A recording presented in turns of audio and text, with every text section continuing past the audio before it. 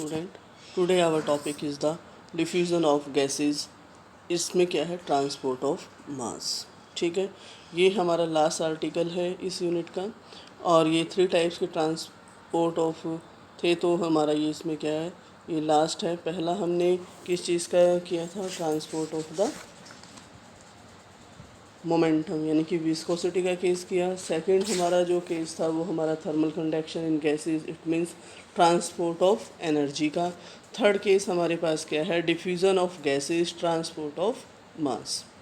Same article है, सिर्फ थोड़ा सा चेंज है। जैसे मैंने सेकंड वाले आर्टिकल में था, अगर आपको पहला आर्टिकल समझ में आ गया, पहले आर्टिकल की अगर आपने प्रैक्टिस अच्छे से की है तो इजीली आपको सेकंड भी समझ आ गया होगा, और ऐसे ही थर्ड है। थोड़ा सा चेंज है, वही आपको ध्यान रखना है। जैसे हमने पहले विस्कोसिटी में किया था, तो जो हमने डायग्राम में जो वैल्यू दिखाई थी, अपवर्ड हमारे पास क्या था, v plus d v by D Y into lambda हो गया था। अगर हमारे पास क्या है, केस थर्मल का था, तो थर्मल में हमारे पास क्या हो गया था, t plus d t by D Y.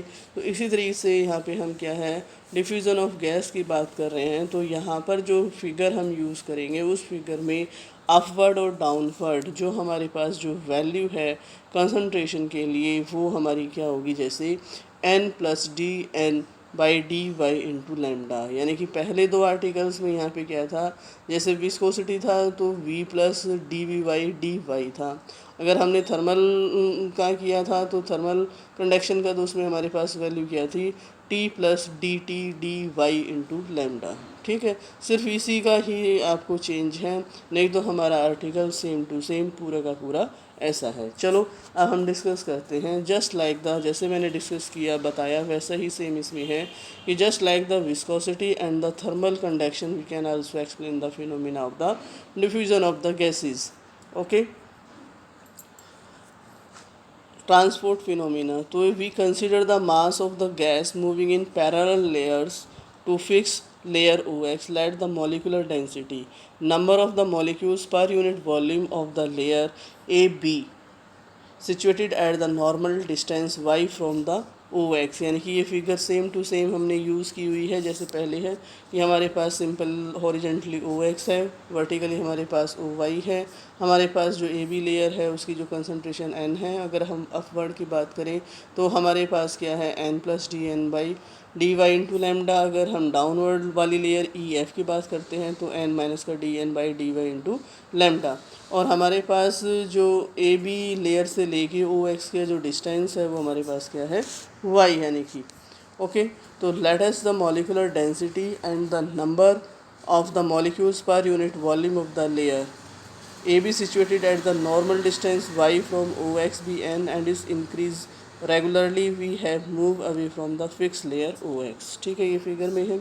Let us consider two layers CD and EF situated at the equal distance lambda and either side of AB, or that the molecules may just cross CD to AB or from EF to AB without suffering a collision. If dN by dy the rate of the increase of the molecular concentration in the upward direction along OY, then molecular concentration CD is equal to N plus dN by dy into lambda. The molecular concentration at EF is equal to N minus का dN by dy into lambda. It means that the molecular concentration of the gas above the plane AB is greater than the below AB. In order to bring the equilibrium, the molecules of the gas due to the thermal agitation will cross the plane of the AB until the concentration is same above as well as below the plane AB. It gives rise to the phenomena of the diffusion. As the molecules are moving in all possible directions due to the thermal agitation, we may suppose that only 1/3 of the molecule are moving along any one axis of the coordinate system, यानी कि जो Cartesian coordinate system है, and the average only the sixth of the molecules move parallel to any axis of the particular direction. तो इसी तरीके से हमारे पास क्या है कि number of molecules moving from the plane CD cross the AB downward per unit time. तो ये वैल्यू हमारे पास क्या है, that value is 1/6 CV into में n plus dn by dy into lambda, and the number of molecules from the plane EF crossing the ABF but per unit area per unit time, that is 1 by 6 CV into में n minus D N by D Y into lambda. तो net हमारे पास जो molecules crossing the plane a v downward per unit area per unit time, तो उसमें क्या हो जाएगा, पहले की तरह जो हमारी प्लस वाली वैल्यू है उसमें से नेगेटिव वाली जो वैल्यू है माइनस कर देंगे, तो जो कॉमन है वो हमारे पास बाहर आ जाएगा 1/6 C average N plus D N by D Y into lambda minus का N minus D N by D Y into lambda. तो सॉल्व किया तो हमारे पास जो वैल्यू है 1/3 C average lambda D N by D Y, that equation is 4.52। Coefficient of the diffusion D of the gas is define, हम ये define कैसे कर सकते हैं, the ratio of the number of molecules crossing per unit area per unit time of the concentration gradient. तो यहाँ से हमारे पास जो कोफिशिएंट ऑफ डिफ्यूजन एन की D is equal to 1/3 C average lambda into D N by D Y upon में D N by D Y is equal to 1/3 C average into lambda, that equation is 53। Coefficient of viscosity की value हमारे पास कितनी है 1/3 rho C average lambda, तो it means हमारे पास क्या हो जाएगा D is equal to eta upon में रो और eta is equal to rho D. तो it means the mean free path हमारे पास क्या है, lambda directly proportional to 1/n, also directly proportional to T upon P, and C average is directly proportional to under root T. T is the absolute temperature and rho is the pressure of the gas. So we can say that the coefficient of the diffusion D is directly proportional to T by P into under root T. So it means D is directly proportional to T की power 3/2 by P. That equation is 55.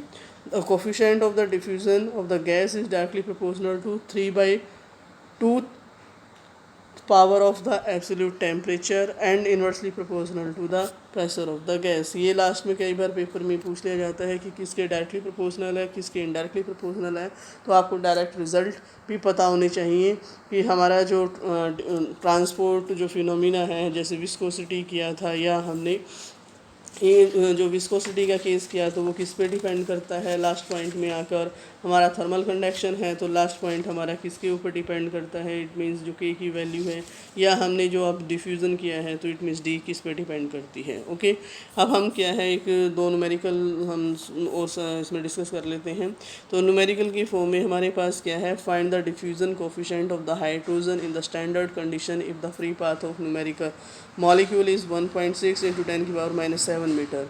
तो इसमें हमारे पास क्या है, जो diffusion की जो फॉर्मूला है वो हमारे पास क्या दिया हुआ है, जो diffusion 1/3 C average into lambda, ये हमारे पास फॉर्मूला, एवरेज स्पीड कितनी है √8 kT/πm।